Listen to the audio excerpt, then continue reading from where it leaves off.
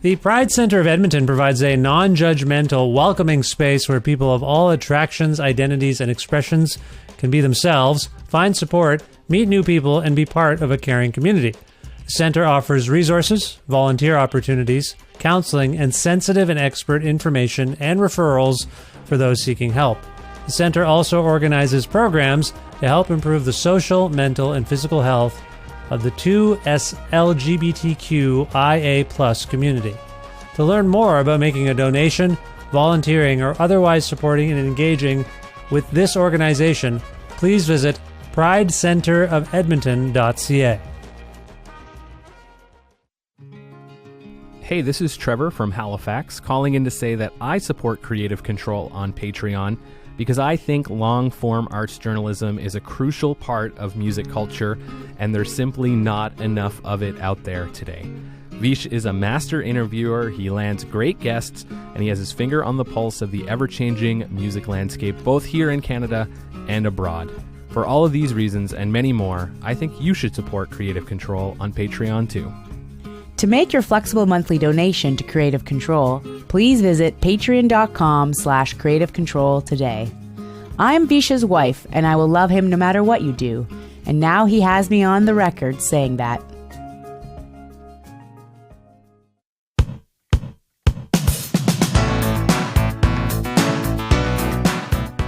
Arner and Jessica Delisle are talented musicians, singers, songwriters, actors, humorists, and producers who are currently based in the same apartment in Vancouver, British Columbia, Canada.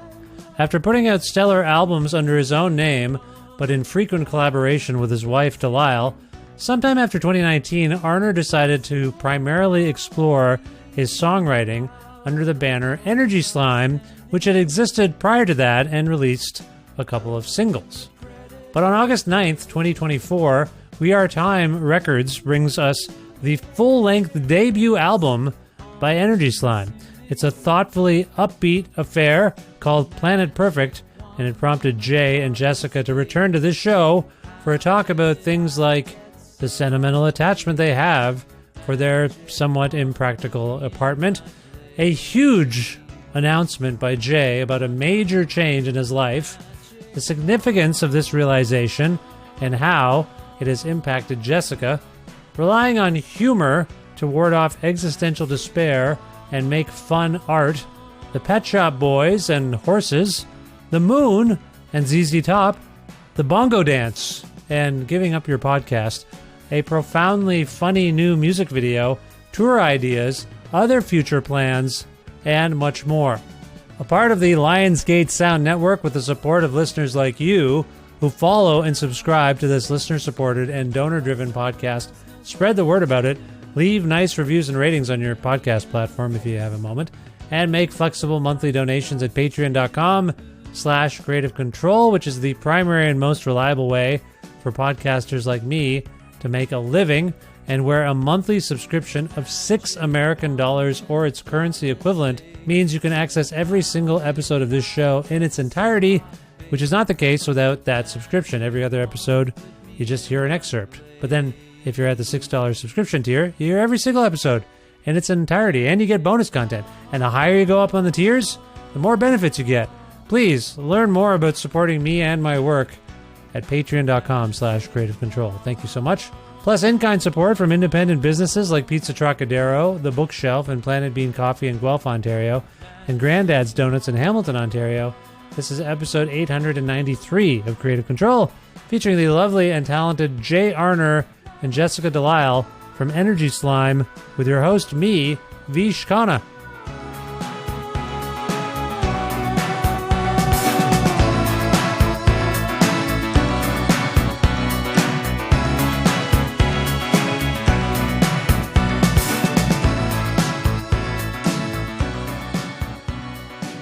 Hi, Jess. How's it going? Fabulous. How are you? Very well, thank you. Where in the world are you today? I'm on my couch in Vancouver, British Columbia, Canada. Because of Nardwuar, do you have to say the whole thing? Like, did Nardwuar change the game? I mean, he changed the game in so many ways, but there is a Vancouver, Washington. So in case anyone is unaware of where I've lived my entire life. It's it's just fun to say it all. Yeah, it is. Well, it's lovely to see you, and thank you for making time for me and being back on the show. And also here, Jay, how are you? Hi, I'm good. Nice to see you as well. And I know where you are because you're right beside Jessica. Just make sure this isn't some sort of weird optical illusion. Am I wrong? You're right beside Jessica, right? There's no chicanery. No, we're like 6 inches apart from one another. It's not the Zoom J. Arner background. Yeah. Am I correct? Am I looking at hell right now based on a recent video that I watched for Magic Wand? Are you guys in hell right now? Formerly hell. Yeah. But yeah, this is where we shot most of that video, aside from the stuff that was outside. We've shot a lot of music videos right where we are right now. We also got married right here. Oh. A lot has happened in our tiny apartment. We don't move around a lot. Yeah. Well, that's lovely to hear. I will say, Jay, I'm not sure if all of these lyrics are attributable to you on this wonderful new Energy Slime album. Congratulations. Before I get ahead of myself, congratulations. Thank you. Thank you. Hit among the whole family. One of those records. Oh, great. I was hoping. I was like, what if the kids have grown out of it? Of like, they still, I know something's up when like Ramona was like, my daughter was like, what is this? That's a good sign. Okay. Oh, that's a What an really good honor. sign. That's a really good sign. And my Huge son, compliment. I was trying to jog my son's memory about the time you visited us in Guelph, and my son's obsession with J2, as you may recall, he thought a curse word was a different word. And I was like, you remember that? He's like, no. flat car, fair rules. I remember. that's I right. think about it Yeah. often. I love that, though. It's like all-time memorable for me. Yeah. And he's like, what? Yeah, your kids I are love it. celebrities to us. I was being kind of, I was being a bit comedic there. He was like, I think so, maybe. And then like, he wasn't flat out no. So Yeah. Well, it's like a lifetime ago for him. Yeah, absolutely. He's all he wants to talk about is Kendrick Lamar with me now. So that's all he cares about, and JID and all this hip hop. So I talked to him about that stuff. But anyway, no, they enjoy it. My wife really enjoyed it. She was dancing along. So it's all good. Wow.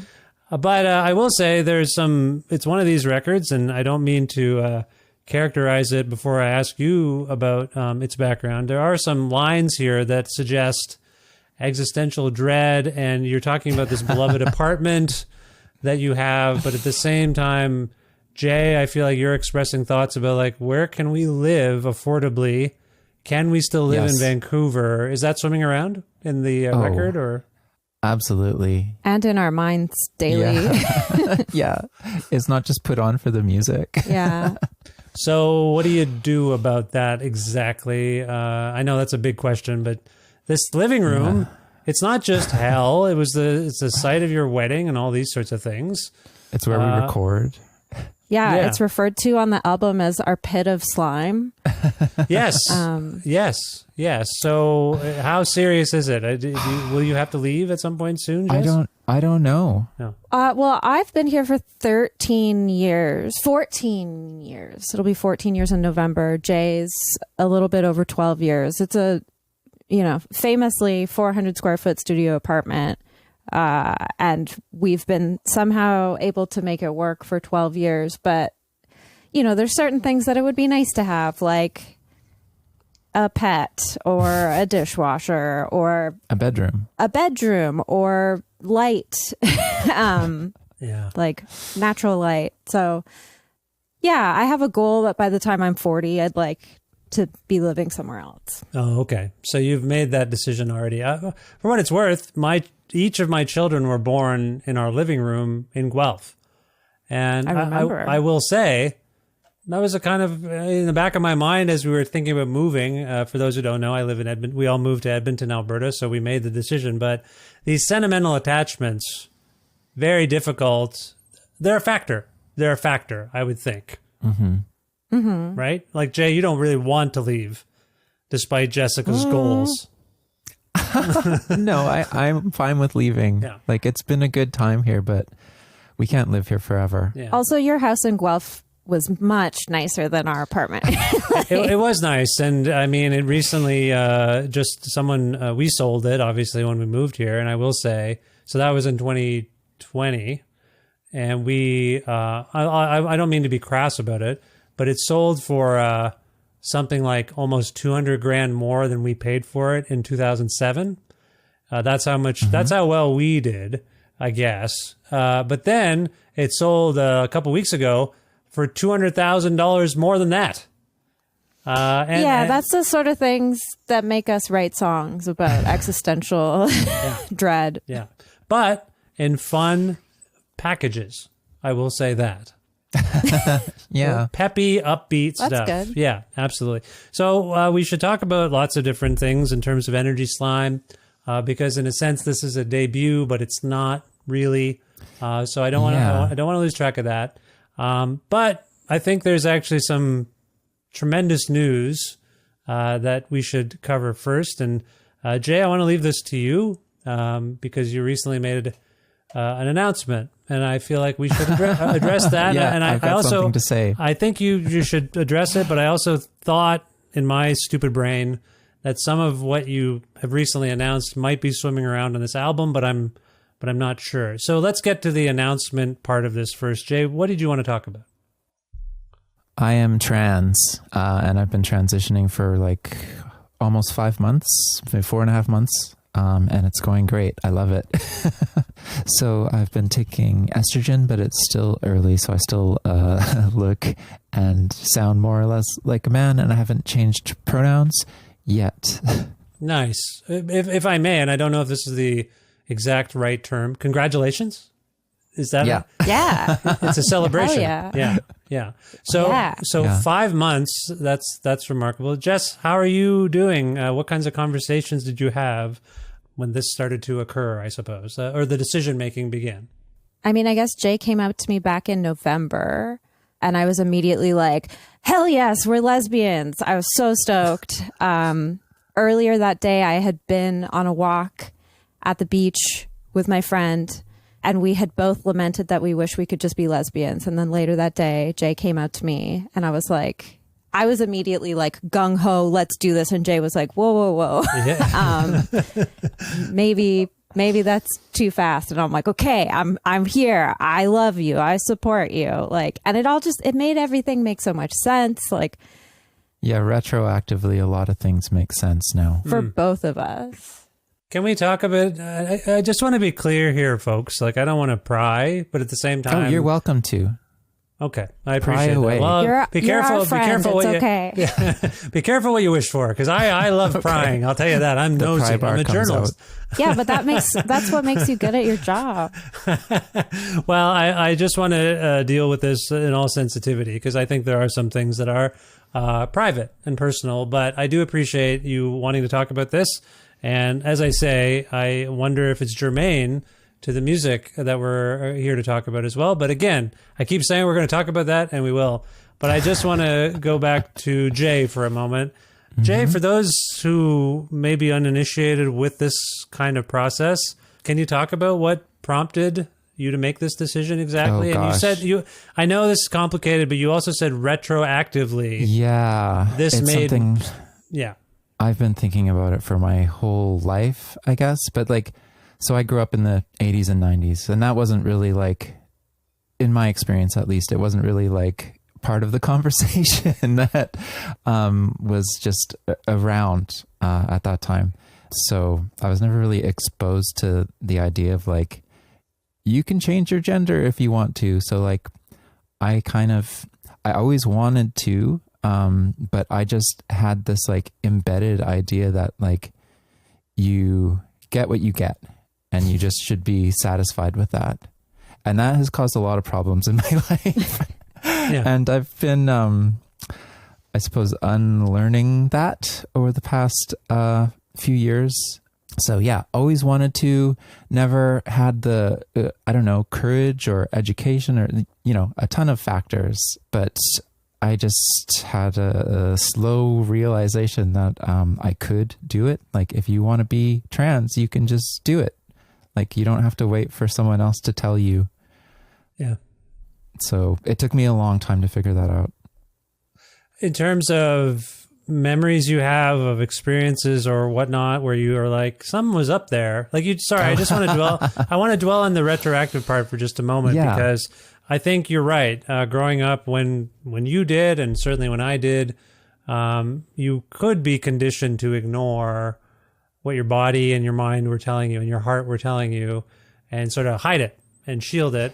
Yeah. When you rack your brain or think about it, were there any things that occurred in your youth, high school, wherever, where you're like, oh, that was something I never got to explore, and now I know why? Has that come up for you? Oh, absolutely. I remember, like, there are a few instances that I remember. One of them was, like, before I got a driver's license, I got a BCID, which is like a, non-driver's license ID card that lets you get into, like, Sloan shows and stuff that are 19 and over. Yeah. So I had one of those when I was like 18, and for some reason it said F on it instead of M for the gender. And I loved that, and I just like hung on to it. I still have it, but it was like very special to me. So that's one thing that kind of looking back, I was like, oh, okay, I see what was happening there. There was another time, like, when I was about 14 or 15, I had long hair, and I cut it off, I think because Dave Grohl cut his hair, Foo Fighters times.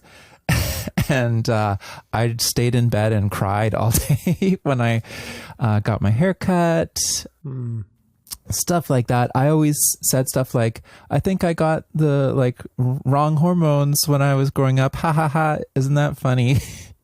You would like say that. You would articulate that out loud. Yes. But yeah, it was just like, oh, that's funny. Oh, well, I didn't really like, I don't know, interrogate that thought. Yeah.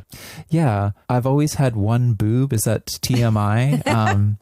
You've always had one boob. One boob. Yeah. It's small, but I always kind of kept that hidden. And it also, like, that made us think that I might be intersex, which, spoiler alert, I'm not. But that is kind of what set this all in motion, I think. That was kind of like, the catalyst for, like, taking it seriously. I see. Okay. I appreciate that. Jess, you said something a few moments ago about not being able to wait to become a lesbian. Let's dig into that for just a moment. This is great. This is like therapy. I love it. Yeah, I mean, like, my whole life, I've thought lesbians were like the coolest people around. Like, so many like hilarious gay women, like in comedy. And when I was in university, I think like the majority of my friends were like, I went to like art school, and the majority of my friends were like cool queer women. I'm still friends with two people I went to high school with, and one of them is a lesbian, one's a trans woman. So it's like, and I was always like, oh, what a cool, weird coincidence, without really being like, no, that's a choice. Those are the people I choose to surround myself with. Those are the people I feel like I can be myself around. Those are the people who I feel like I, want to see myself reflected back at me. So, and I remember there was this like party we went to with, like, we did a live podcast with two drag performers back in the day, and then afterwards we all like went and had a dance party with a bunch of their friends, and it was like this cool gay dance party, and I was dancing with these women, and one of them was like, oh, who is she? She's cute, referring to me. And then one of them was like, she's straight. And I was just like, I felt so like bummed out, even though like at the time I thought it was true. I would always like introduce myself as like, unfortunately, or like reluctantly straight or something. Right. I mean, I wasn't like always introduced. That wasn't like, hi, I'm Jessica, I'm reluctantly straight. Like, but like if it came up, of course. So what about, again, forgive me and my naivete if I ask any indelicate questions, but... You are forgiven. I appreciate that. Bisexuality? Did bisexuality enter your frame of mind, Jess? Yeah, I sort of realized that I was definitely bi. Like, I've, been aware of that for a long time, but it's very, like, there's this PDF online. If anyone's listening and hasn't heard of this, it's called the, Am I a Lesbian, or like the Lesbian Manifesto. It's very organized, and it talks a lot about like how we just sort of like assume that we're all straight, you know, because that's just like the dominant model. And, you know, when you're like a little girl, it's like, oh, look at that little boy who's flirting with you in preschool. Like, he's your boyfriend, he's your husband. So I think, yeah, I sort of did that because it was the default. But yeah, I definitely knew I was bi. And I was sort of like, that's cool. But so like, as a bi person, like getting to be married to someone who like presents as male for 12 years and then transitions, I feel like I won the lottery. It's literally, I was just going to say, it's some sort of jackpot. Yeah, absolutely. Yeah, that's what it feels like. For what it's worth, congratulations to you too then. Thank you. If that makes sense. Yeah. Yes, it does. And Jay, if I may, again, I keep apologizing before I ask these questions because no I still apology necessary. It feels a little pure. friends. I know we are, but there's also people listening, and some of them are our friends and some of them aren't. So I'm just trying to be mindful of all the people involved in this exchange. Jay, did you find yourself attracted to men at any point? No, not really. I guess I'm just formerly straight, then transitioning, and I'm gay now. Okay. Yes, I'm just trying to... I'm still like wrapping my head around these concepts because I've got, you know, the imposter syndrome thing going on. So I'm sure like I'll get there. We are making some fun out of this. We're trying to... the three of us look for the humor in things. Yeah. I mean, even and I don't want to... Yeah. No disrespect to hot guys. I just want to make that clear. It was funny when it was none like taken. None taken. If I'm no, I'm just kidding. No, just kidding. I'm not. No, you're very dashing. When it was Pride Month, Jay said really like in sort of like a downcast, like oh kind of way. He was like, "I'm not even bi," as if it was like some sort of like moral failing. And I was like, "You're trans and you're a lesbian, and that's like." That's more than enough. You're, like you don't have to. No one has to be bi or pan. I don't really I've kissed a guy and it's just kind of scratchy. Like you could get used to that. Yeah, I saw guess. you kiss Chris Martell from Tough Age. Oh, okay. And it was. I was sort of like, "What's happening?" Sometimes scratchy. it doesn't take. Some of these the kisses don't always take, and they don't always mean something. Yeah, I appreciate that. He was just he's very friendly. We love Chris. He's wonderful. He's a huge ally. Yeah. Jay, you said something, or rather you were alluding to a time where you didn't feel comfortable addressing your feelings and who you actually are. And I know that by this point, those of us who kind of have been following social trends and whatnot, like I sense this I get a little down about this because I feel like we were on a progressive line of thinking and thought, and now as I say this, it's 2024 and everything feels like it's going backwards. But so maybe the answer is obvious, but do you think there's something about this time that has enabled you to speak out and act upon your feelings? And if so, can you kind of identify what that might be? I think the pandemic really prompted a lot of intense self-reflection. Yes. Obviously. So I think that was the time of like, that's when I started to really think about it seriously. And yeah, I didn't see a doctor for a bit. And then after like a couple years of pandemic, I kind of had this like list of things that I wanted to get checked out, and being intersex was one of the things. So does that answer your question? Where am I going with this? No, it does in terms of your own personal trajectory. I just don't know if there... Sorry, Jess, I asked that clumsily, but do you have a sense of what I mean in terms of like where like we are as a social people? Yes. Yeah. Oh. Yeah. I mean, like, I don't think you came out because you were like, we need trans visibility more than ever now. Like, it was more of like a personal decision. Well, than there like are many inspirational one. trans people, of course, that like have inspired me to do this. Yeah. And then combined with my own self-reflection and empowerment, I guess, is what brought me to that decision.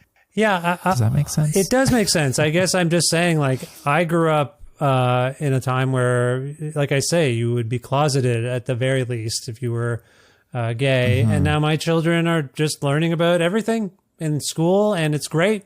And nothing seems to be that's shielded. so good. Yeah. And That's really cool. yeah. I read like one of our friends gave us this like workbook that's like meant for teens I think it's called Gender Quest. Gender Quest. And I like read it in the bath, and it was fun. Just kind of like, I'm not going to say like fluffy kind of, but it was like fun for It was teens, for you know? youths. Yeah. Yeah. And I read that and I was like, oh my God, I wish I had this. Things would have been different. But we were like born when we were born.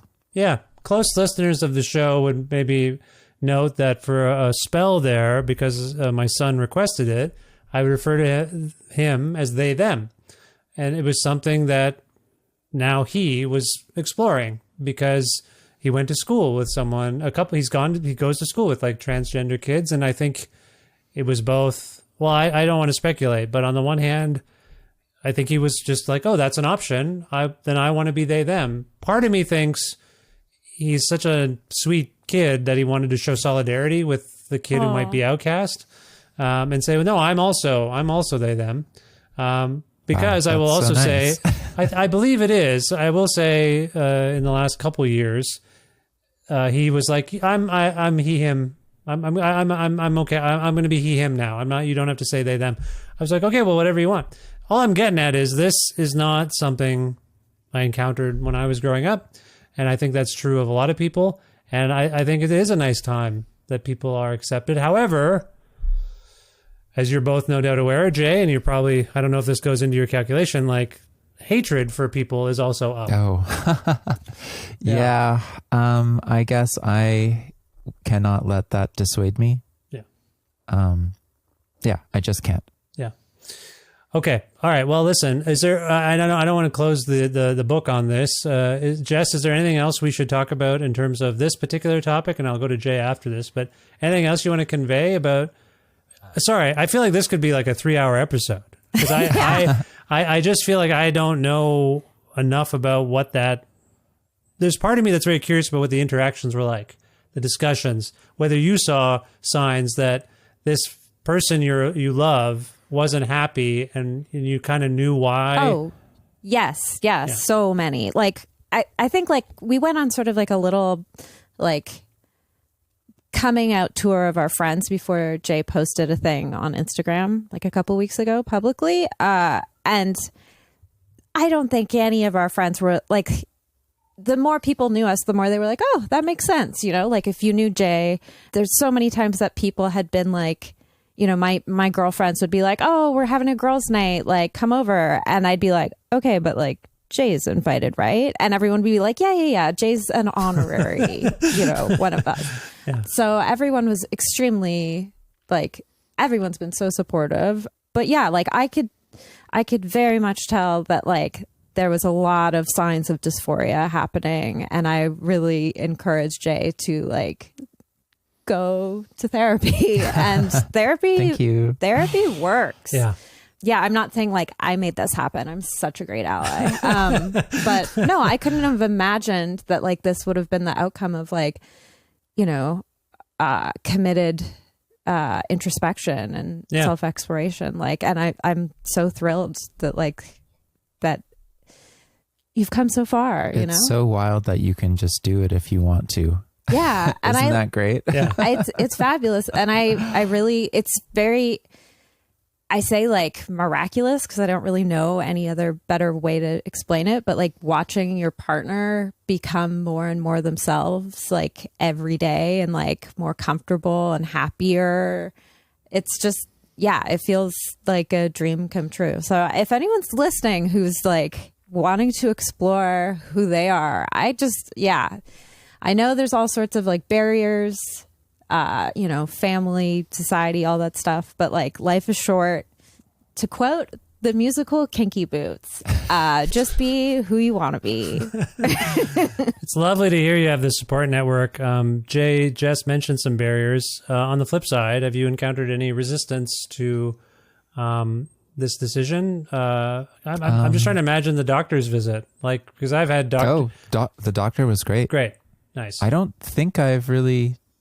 I don't know. Have I encountered any resistance? I don't think I have. Like off the top of my head, I can't think of anything. We thankfully live in kind of a bubble. Also, fun fact: Jay's like doctor endocrinologist, who's like, you know, prescribing HRT, is my childhood best friend's dad. So I've known him since I was 6. So like that feels like even more special and cool. And every time I see him, he says, "Give my very best to Jessica." What a good natured and lovely support network you have. Yeah, everyone has been great. I'm pretty lucky. One of the things I've long enjoyed about both of your musical works is that they are infused with so much humor and joy. And I was starting to get to this earlier. Sometimes humor and joy is employed because it's fun. And sometimes it's employed to mask pain or to ward it off a little bit. Jay, as you ponder your discography and your artistic aesthetic, do you think that was swimming around, this notion of like, I gotta kind of keep despair at bay by just having as much fun with the stuff I make as I possibly can? Am I reading too much into that? Well, it's not. I can't say that it's premeditated, but that like what you're saying is true, and I think it just comes out that way, just due to my personality, I guess. Yeah. I've always used humor to mask the pain. You know, like I wasn't happy when I was growing up, but that. For some people, like that can give you like an overdeveloped sense of humor. Because like you know, you just got to laugh.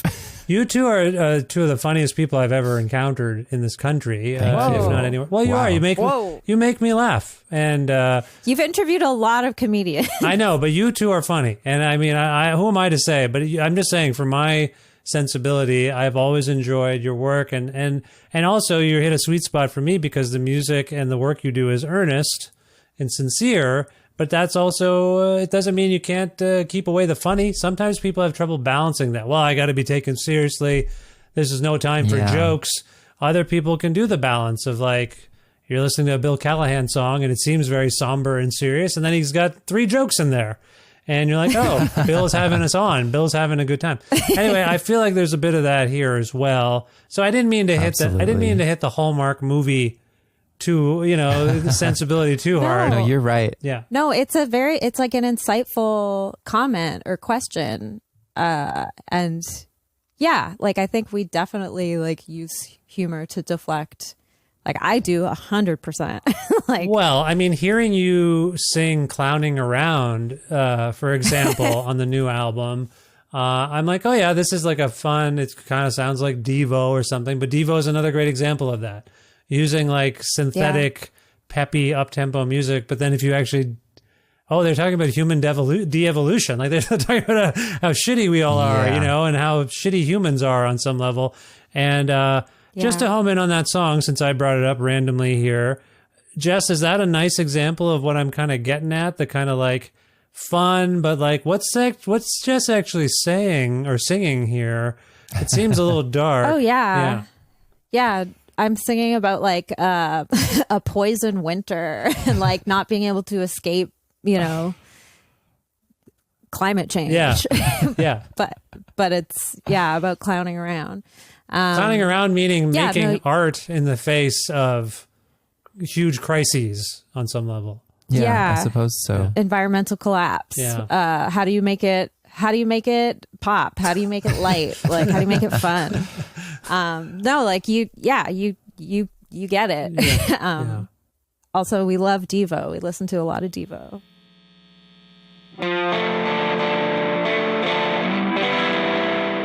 I interrupt this episode of my own show for a brief thank you for hearing my call to support me and my work on Patreon. We have seen a lot of growth in Patreon support over the last little while, which is amazing because that's my primary source of income these days. And I love doing this job that I invented for myself a whole lot. Creative Control is a listener-supported podcast. Do podcasters receive any streaming royalties from podcast platforms? No, not any. Does podcast advertising pay the bills? Not for a show at this scale, no. Do all podcasters get paid by companies for their work like some celebrities do? No. No, most of us do not. We do this work to support our communities and because we love it. So what's the most reliable source of income for podcasters like me? Crowdfunding platforms like Patreon. So if you love Creative Control with Vish Khanna and want to see it continue, please see the notes in this episode. Click on the link that takes you to my Patreon and its different donation tiers with various incentives and benefits, and support me and my work today. Thank you again so much.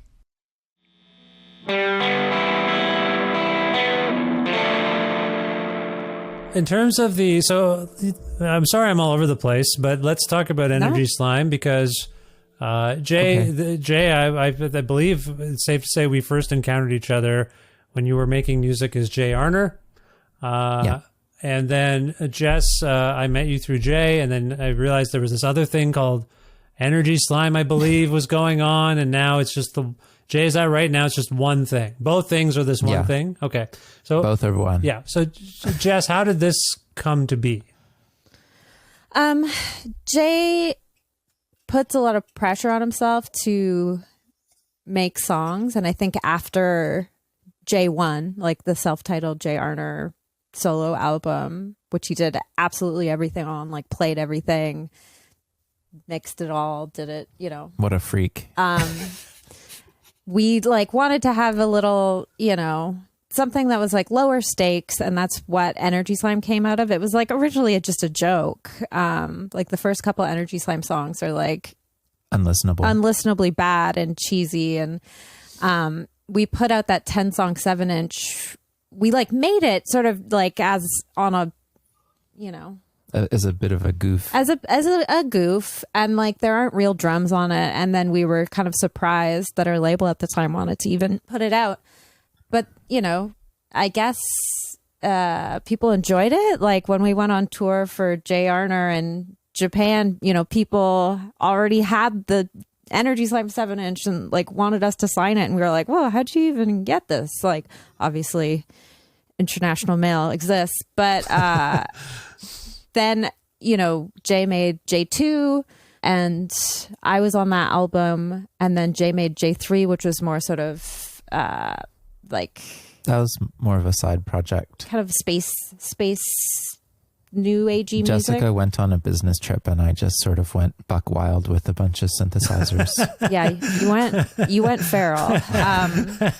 But then like the more songs Jay writes, like that I'm singing, and like the collaboration, I think Jay was feeling like not really like, I mean, in retrospect, okay, you know how the first Jay Arner album is like a huge picture of Jay's face? Mm-hmm. Like that was Jay trying to do a exposure therapy of like, maybe I'll get over my dysphoria, Yeah. So like, that obviously did it like, work? I guess it didn't work. There are better ways to cure dysphoria, we've learned. So yeah, it just sort of made sense that like Energy Slime is, I guess, like more of a collaborative. Yeah, it wasn't right to keep calling it Jay Arner. Yeah. As Jessica contributes more and more. And I've never played solo, and I never will. Thinking back on the first remote interview we did, Jay, as I recall, Jess joined us like midstream. Does that ring a bell? Yeah. Yeah. Probably, yeah. Yeah, that does ring a bell. Yeah, it's never just been me. Like it seems purposeful. So, yeah. It seems purposeful in retrospect that you were like, I shouldn't be talking on behalf of myself here. Jess plays on the record. Jess is here. Because I remember it was a little bit of audio chicanery to make that sound okay. Because it was very impromptu, but that was your instinct. It's like, Jess is part of this. Yeah. Yeah. So yeah, it's just not right to keep calling it Jay Arner because it's not just me. In terms of and it is kind of like, oh, sorry. No, I didn't mean to cut you off. Finish your thought. Oh, what was I going to say? In terms of endearment? I forgot. Yeah, just great movie. Just want to bring it up. Never actually seen it. I don't know if it's great. I forget what I was going to say. Okay, I'm sorry. Let's move on. In terms of the lyric writing, I said in terms. I don't think Jay had said in terms. That was me. You're echoing me. In terms of the lyric writing in Energy Slime, Jess, are you contributing to the words? Like very minimally, but I don't know. Jay lets me every now and then. Okay. It's like Guilty as charged. Jay still has like a pretty completely formed vision. Like Jay still writes songs the same way, but like I will put my foot down about certain lines and be like, I don't want to sing that, or like this line makes more sense this way. So like truly, I think I wrote like one verse on a bonus track that's not even on the album, but I was like, whoa, I wrote a whole verse, and I was like shocked. You wrote some on Clowning Around and maybe other ones, but you will, I'm hard to work with. Okay, so the lyric, I wouldn't say that. I don't believe that to be true. So I will say, after some headphone listening in particular, there's a lot going on this Energy Slam record. Jay, is that mostly your doing of like layers and layers of stuff? It's I suppose so. It's both of us, but the album is mostly me and Jessica. Yeah. And I did spend a long time overdubbing. We have the pandemic to thank for that. The pandemic changed your workflow, and like I gather what you were saying about I gather what you were saying earlier, or if I read between the lines, the pandemic has caused people to really think about how they value their time here on the planet, which seems to be telling us bye-bye. There's not going to be a lot more left. So if you're not happy working at a day job, if you can figure it out, maybe don't do that. Figure out ways you want. Yeah. Wait, I mean, I've gone through that. I'm just doing this now, and it's a bit scary. Amazing. Yeah, it's good, but it's also, anyway, people have heard. That's why the Patreon is always on my mind, and unfortunately I have to talk about it all the time. But anyway, I do think it is a product of feeling like the world is telling me, and us, not just me, I'm not that egomaniacal, that maybe it's time to think about how we spend our time and the way we spend our time. So I assume that doesn't mean you have to rush through things. It could mean, and I think in the case of Energy Slime, maybe this song isn't done. Maybe it does need 50 things. Because I care about it, and that's how I've chosen to spend my time, is adding all sorts of things. Does that resonate, Jay? It does. I had only made fast albums before. Like all of our albums were like, cranked out in a couple months and then released quickly. And this one, that wasn't an option. So, I guess, the beginning of the pandemic where it was like, lockdown, I just stayed inside and worked on overdubs and like synth sounds and stuff like that. And I'd like, when someone pays me to make an album, I'll, try really hard to make it sound good. I've never done that for myself. So I guess I thought, what if I made an album that sounds good? Or like as good as it could. Yeah. And I mean, the album, we recorded the drums February 2020, and it was originally supposed to come out September 2020. But then when that obviously was not going to happen, it became a different album because of that. Like songs were cut, songs were written, songs were added, parts to songs were changed, like instruments were purchased, things were layered on. I bought a fretless bass. Yeah. And then I sold a fretless bass. Yeah. Easy come, easy go with the fretless basses. Yeah. I've heard that. Yeah. It was hard. It was hard to let it go. Yeah. Good bass. Yeah. Yeah. Was it like inspired by Rick Danko or somebody? Why did you gotta get a fretless? Probably inspired by, I don't know, like Kate Bush's bass player. Right. Yeah. And, just like the whole fretless vibe is great. Frets, like that's an artificial constraint. Don't fret. It's just another constraint. Yeah. Yeah. Somebody just, so February 20, diatonic pitch. February 2020 is it sounds like a key time in terms of how this music started to come together. Lyrically, Jay, when did the lyric writing that we're hearing now begin, and when did it end?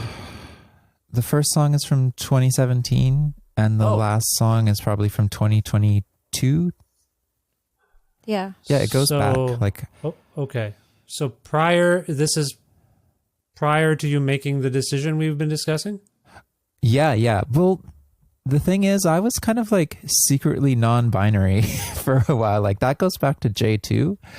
Yeah, there's a line in Like a Dracula. Sorry, I know Jay hates having his lyrics quoted aloud, especially in his presence. But it says, there's a line that like we've sung so many times. It's I'm not a boy, I'm not a man. Like it's not just like subtext. Yeah, so that was written in 2015.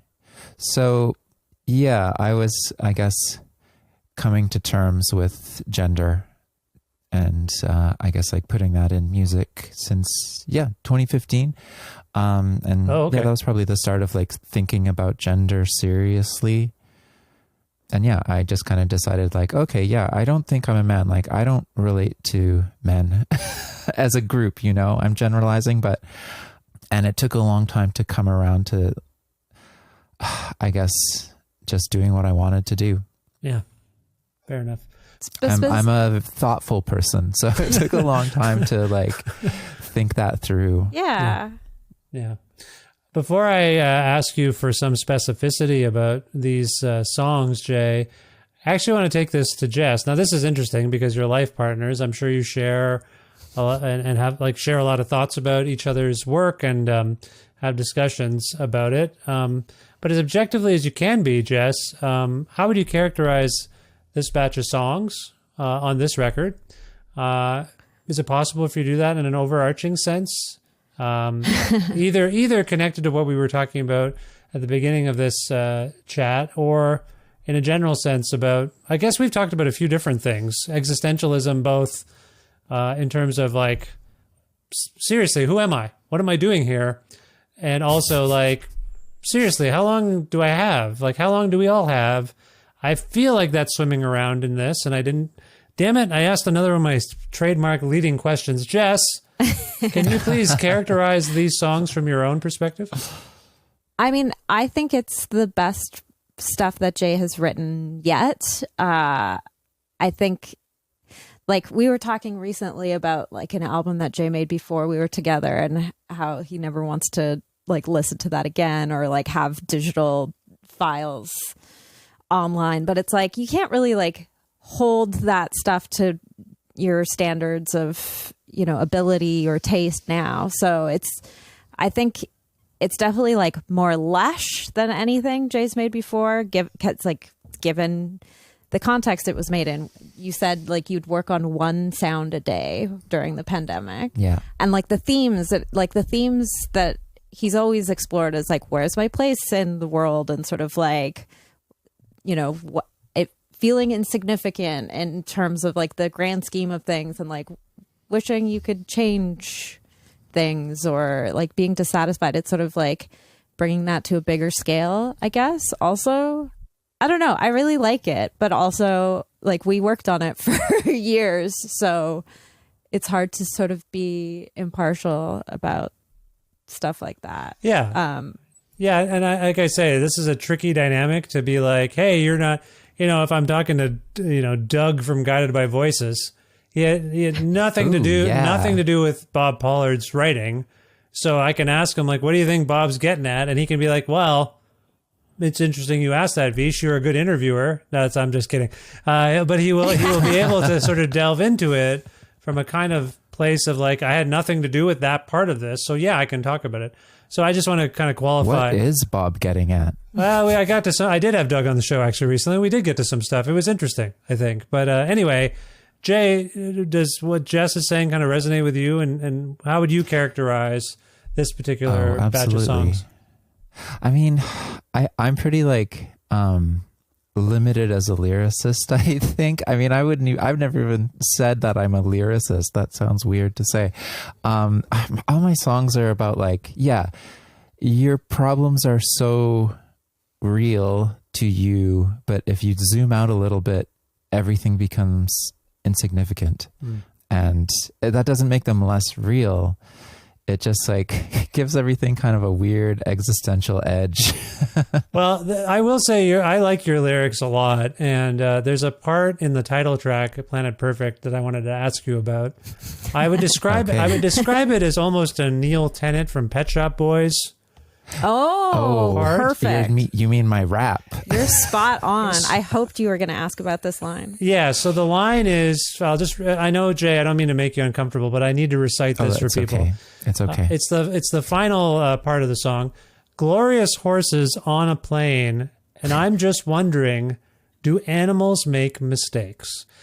This is that is fun. It's funny and it's great. I enjoy it very much. Where did that kind of come from? And the delivery, as I said, for me anyway, reminds me of the Pet Shop Boys. Where did that is completely intentional. That's what I was going for. Okay, so I love the Pet Shop Boys. So I'm smart.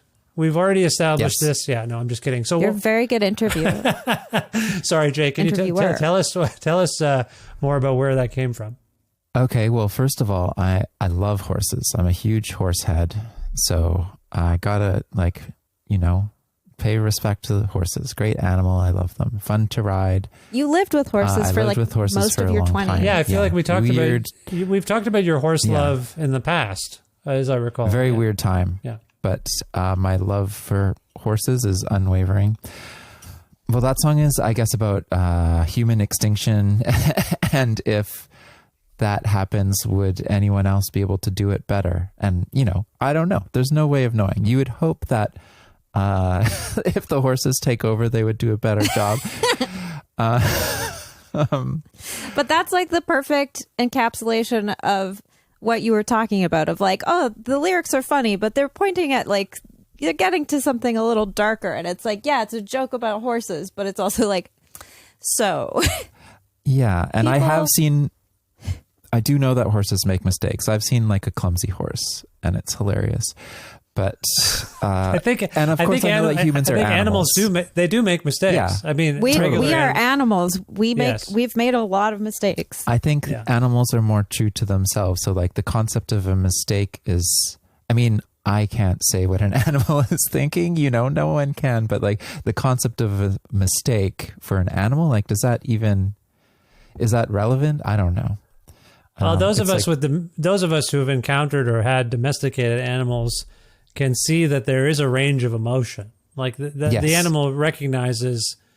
I think unless we are reading into it, we can tell that an animal feels guilt. Yeah, an embarrassed dog. For literally making a mistake. Yeah, like what are you doing, you dog? And the dog's like, yeah, you're right. I shouldn't have done that. You're right. Yeah. I'm sorry. And then, or are they just reacting to you yelling at them or being upset? Like, I do think we project a lot onto nature. I know that domesticated animals are not really the same as nature, but. Well, the line here, I'm making new friends on Planet Perfect, sounds utopia or whatever, optimistic. It sounds like it is longing for a utopia, but I also wondered if it was sarcastic. Gosh, I guess it's everything. Yeah. Yeah. Would a new planet populated by a different animal be better than the one we have now? Probably. I don't know. I think it was actually on your show. I think maybe when we were in Guelph and we like played live on your show and then we were interviewed, you were asking about Energy Slimer, like what was next. And I told you we wanted to make a concept album about moving to the moon. Yes. I think I broke that news on your show and Jay was like, why say that? We're not doing that. But like there are elements of that in this album of like, oh, if we could get away, if we could only go somewhere else and start fresh, like would we fuck it up? Or like, yeah, in Magic Wand, it's like if there's aliens out there, they're probably fucked up also, Like what is making this happen? I don't know. I mean, it's a handful of jerks. It's really interesting to hear Jess say that, Jay, you were reluctant to explore such an idea because on the song Live or Die, standing there, I see myself the way people do. I guess I'm one too, but I'm prepared to launch into space to avoid a crowd. It's a human waste. I'm staring at a black hole. I know I could be more normal, but I'd rather be a mystery acting like I know something. Man, sorry. Sorry about my slam poetry recitation of your song. I didn't mean it. That was nice. I'd rather be a mystery. But something in the moon. Something in the moonlight is on the page here too. So the moon. I think that was written around then, and some of those lyrics were written much later as like a concession to that idea. Oh, okay. So wow. But we do, like, before that, we already had a lot of songs that reference the moon. We love seeing the moon. We love the moon. I always refer to the moon as Jay's friend. If we go outside and the moon's out, I'm like, look, it's your friend. It reminds you of your insignificance. Yeah. Yes. And also like the, I don't know, ridiculous idea of like colonizing it and claiming it as our own, and like humanity's gone there. Yeah, I think we joke a lot about moving to the moon. There's like a lot of lyrical things that come up a lot and across like all of like Jay Arner and Energy Slam stuff, and it's always the moon and wine. Well, I do want to ask about a song called Negative Attention, because it opens up both funny, but now I think maybe telling. The lines are, something's coming over me. It's a new personality, and it's better than nothing. Keeping up is such a chore in the year 2024. Everyone is so good at hustling. So there's a lot of kind of self-identifying who someone really is, who I am, I think, or who I am becoming. I'm almost quoting David Berman now. And then this notion that everyone is good at hustling. That could mean all sorts of things. There's a lot of information coming at us left and right, so it is hard to stay on top of it. But to hustle is also to pretend to be someone you're not. So I wondered if anything that I hadn't thought of that. Yeah. So I wonder. Sorry. Welcome to my English essay about energy slime. That's good. I like that. I think you're like my favorite person to like analyze lyrics. Like you have really good insight. So it's like I always look forward to talking to you because I'm like, oh, I'm going to learn something about us. Well, I really appreciate the kind words. Regardless of my characterization, Jay, can you talk a little bit about what might have inspired that sequence of lyrics? Yes. Okay. The first line is a ZZ Top ripoff because the song started out as a ZZ Top ripoff. Nice. It was the song Rough Boys. I wanted to make a song like Rough Boys by ZZ Top. And so I think the first line of Rough Boys is similar to that. Do you know what? Offhand, I'm not sure. It's hard because now I'm just thinking of your song. Yeah, it's something like that. But so something's come all over me. Yeah, ZZ Top getting a little... Which like the video's kind of sexual. Sexy. And I'm like, are they... So what yeah, are they talking that about? was kind of like a vestigial ZZ Top influence and a tip of the hat to them. So I left that in. Okay. And the drum beat is also kind of the same as Rough Boys. So there's still a little bit of ZZ Top in there. We love ZZ Top. The lyric is, what in the world's come all over me? Oh, yeah. Oh, okay. Yeah. Which I imagine him as being like, what is this substance? This sticky substance. So it is kind of like, a hidden ZZ Top reference / joke It's not so hidden anymore. Secrets out. Yeah, that's what I like that's to have, what the show many layers of meaning. The main takeaway we want listeners to have is that we're coming out as full blown ZZ Top fans. I love ZZ Top. I will say that, and I always have. And it's not just that kind of weird.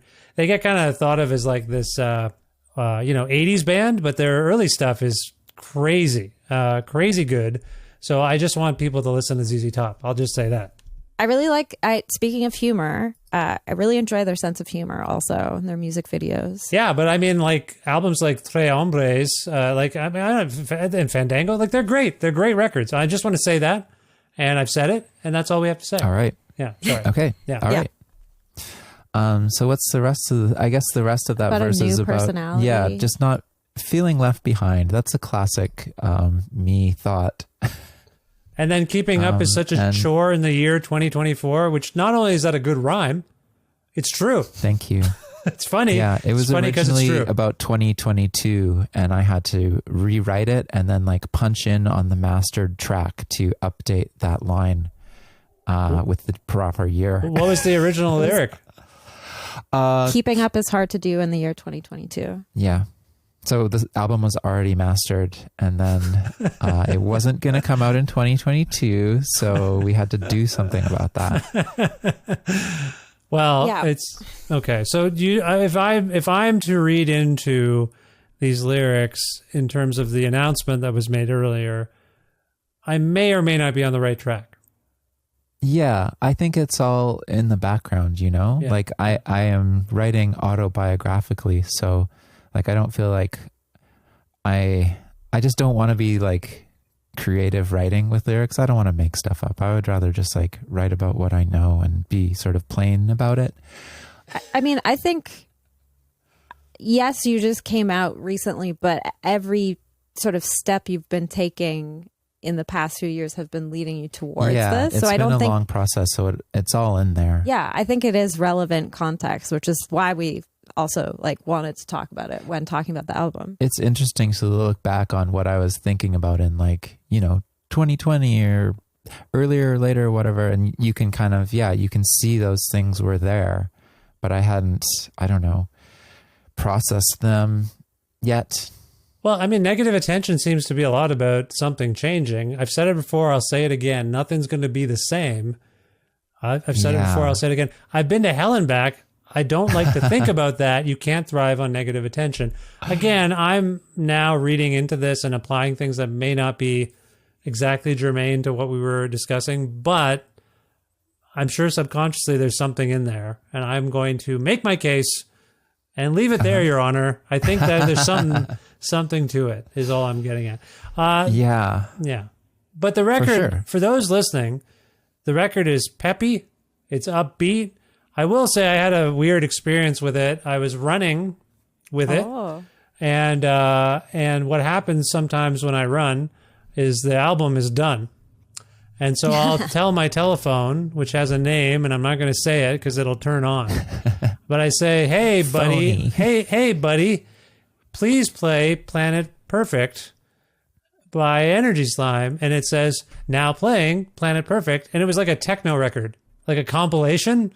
So I was like trying to hands-free run and not stop and adjust my phone because I wanted to finish the run. And then it was like, like it was just playing this techno music because I asked, nice. Because your album, as I'm speaking, everyone, this album isn't out yet. And I think my library system will not, even though I've downloaded it and put it in my library, it won't play it unless it's in the main, like the main commercial line. So anyway, I found that unusual. And I just want to warn people that if you ask your phone to play Planet Perfect, make sure you're playing the right one. It can be funny. I mean, if it's techno, I support that. Yeah. I really just wanted to dance hear music. your record again because I was studying it as I was running, and it messed with my research, is what I'm saying, and I didn't appreciate it. Anyway, no, it's a wonderful record. Before we wrap up, the one thing we haven't talked about, I think, which was very life-changing for all involved, listeners and you two, was a song you released in 2020. That had a great video. I mean, we didn't even talk, and I wanted to actually, sorry, speaking of videos, don't let me forget about Magic Wand. I was alluding to it earlier. But what were the profound and long-term implications of releasing the song Bongo Dance? How have your lives changed, Jess, since Bongo Dance was in the world? Everything's better. Everything's Bongo Dance made us gay. No, Bongo Dance, we wrote and recorded that on Jay's birthday, which is March 21st, 2020. And it was, 4 days, I believe, after lockdown started for us here. And at first we thought it was going to be 2 weeks, like everyone. And we had the thought of like, let's make something really funny, like this, like Euro disco. We made it for our friend's Instagram live DJ set. Oh yeah, our friend Tom, who used to be our drummer, was DJing, doing these like live Instagram sets as this character DJ Scratch. Like he had a fake little soul patch on and like wraparound sunglasses, and he'd play like Aqua and Prozac and that sort of stuff, and then he would get like shut down because it's copyrighted music. And so we were like, oh, if we can make him something that he could play in that vein that wouldn't get him shut down, that would be great. So that's where Bongo Dance came from. And that, again, we were like, well, it's not Energy Slime. Let's make up a new band for it. So we made it under something called Auto Syndicate. Oh, right. Yeah, sorry. Like, yeah, I forgot about that part. I mean, it's like, what is Auto Syndicate? Vaguely European sounding, I hope. Yeah. That was the idea. Very like German. The way I sing. Yeah, the way I sing dance is dance. We were inspired by like the song Tarzan Boy by Baltimora. And then we thought, let's make a video for it. And that was another sort of example of when you have no deadline and there's no job and everything shut down. Like, I think we shot it in May and I finished editing it in December. It's a real May-December music video. And that we shot that right here. All the backgrounds are like articles of my clothing that I sort of morphed behind me. And we released that just sort of to like make people happy. Yeah, it did. It worked. I loved it. And as we're speaking, I'm going to watch it again after we're done here because I love it so much. So look for your YouTube figures to go up by one at least today. Thank you. I appreciate it. I think I'll it's be great. watching. Now, Jay just sorry, one more thing. Jay just recorded a band a couple days ago that like the singer's originally from Philadelphia. And so he's like, hasn't known us for very long, but he told Jay that Bongo Dance is where he first learned of us. how does that make you feel? Drumming up business. Good. I mean, if anyone listens to any of our songs, that's great. I love that. Yeah. I think I children stand also behind love the video for Bongo Dance. I've seen some videos of babies dancing to it and toddlers. Oh, and stuff. I want to give a shout out to Shopping Mall, the B-side to Bongo Dance, which I think that's the song that I prefer. I really like Shopping Mall. So just a quick shout out to Shopping Mall. Shopping Mall's great, but there's not a video for it. It is now the theme song of my friend Hannah McGregor's excellent podcast called Material Girls, where they do materialist analyses of various pop culture phenomenons. Cool. It's a very good podcast. We're trying to figure out how to play that one live with rock instruments. I don't know if we'll be able to pull it off, but it's on the list. Speaking of shopping malls, Jess, you retired your Retail Nightmares podcast. Is that right? Yes, after 7 years. We did it for 7 years. Yeah, I think the strain of doing a comedy podcast through the pandemic, we felt it. And Alicia Tobin, my co-host, was the one who was like, let's put this to bed. And I respect her decision. I didn't want anyone, like guests or co-hosts, to be doing something if they were no longer having fun. So that's why we said goodbye to it. Yeah. Do you miss it?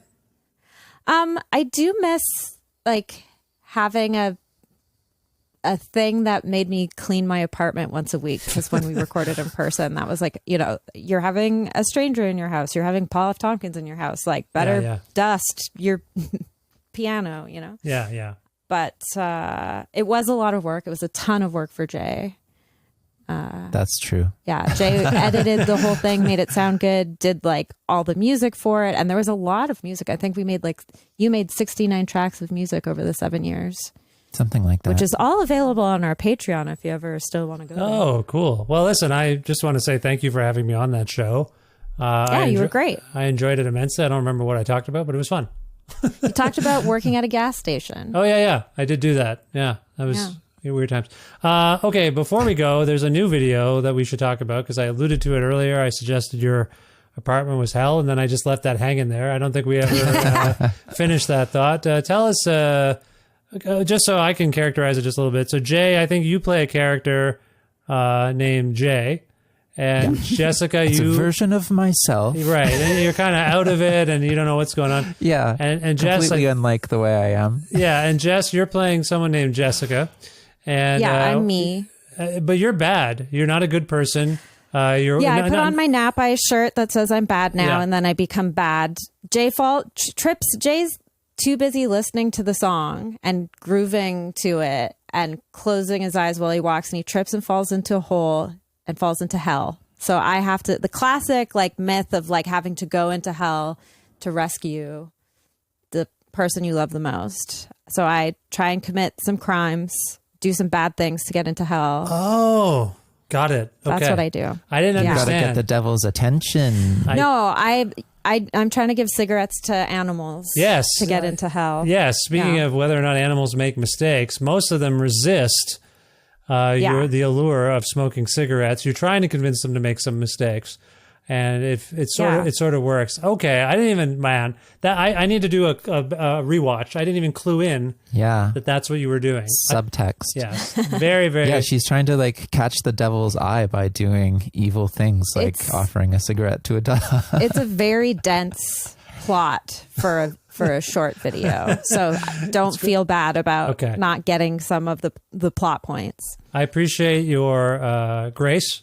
And leaving me with my intellectual dignity, because I missed that. I was just like, why is this Jessica character so bad? So bad. I wanted to differ. Like when I first appear and I get Jay's text that says like, help me, I'm in hell. I'm me. That's the real me. I'm sitting on the couch. I'm reading Jay's zine. I'm, wearing a Hawaiian muumuu.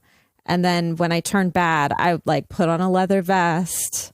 I wear my 9 Inch Nails hat. I was sort of trying to channel like Sarah Connor's transformation in Terminator 2. Right. Like she sort of becomes like a badass. Yeah. I don't know if I No, you were totally badass. accomplished that. No, it's great. It's a really wonderful video, and there's some tremendous acting. Good job, guys. It's great. I was moved, but I need to obviously look at it again so that I can I do a closer reading. I missed some things. Yeah. Okay. So what's next for Energy Slime? The album is out August 9th, I want to say, on We Are Time, which is a relatively new label.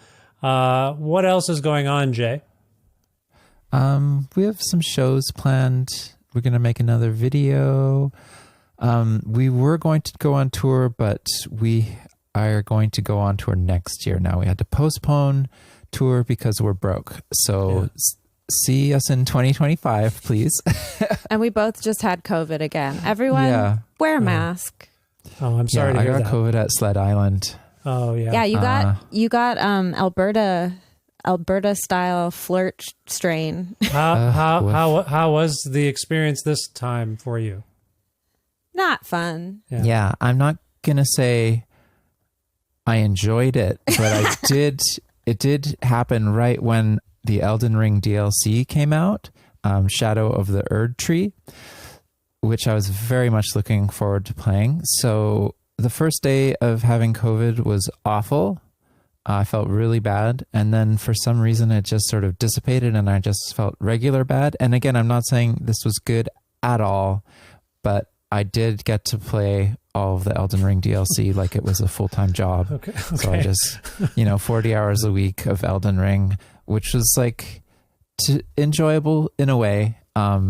You made the best of a bad situation. That's exactly right. Yeah. Thank you. So yeah, I beat the Elden Ring DLC when I had COVID. That's what I'll take away from that. And yeah, feeling bad, but I was eating a lot as well. It was so weird. I had an immense appetite. Oh, okay. It's strange. It's hard work battling the Elden Beast. It seems to affect everyone differently is what I understand. So, well, I hope you're... I don't think we're better all the way yet. Yeah, I don't feel normal yet. And I've been technically COVID-free for like almost 2 weeks. So. Oh, no. Well, I hope you feel... Yeah. Hope you feel better soon, obviously. Fingers crossed. Yeah. Okay, I'm going to go to Jess on plugs. If people want to learn more about Energy Slime and this record. Hit up the Instagram, Energy Slime, the link tree on there, and also, I guess, on our Twitter and Facebook, which we don't use those we ones. don't update it as much, but the link tree is still on there. I have a playlist that I link to that's like all the music videos. So it has the Magic Wand video. We also released a video for Negative Attention. The plot is not as dense for that one. It's much easier to follow along. It's a simple spy thriller. Just kidding. I wish. Yeah, it's got you can see the aforementioned Bongo Dance video on there, and any sort of like updates about shows will mostly, I guess, be through Instagram. Okay.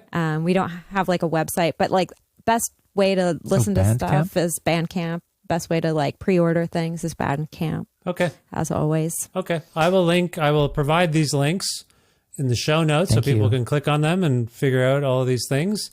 If we can go out on a song from this album, I wonder if one of you, I'll pick who, can select one. The other one has the right to dispute the choice, but in either case, in either case, I hope whoever picks the song will also tell us why it came to mind.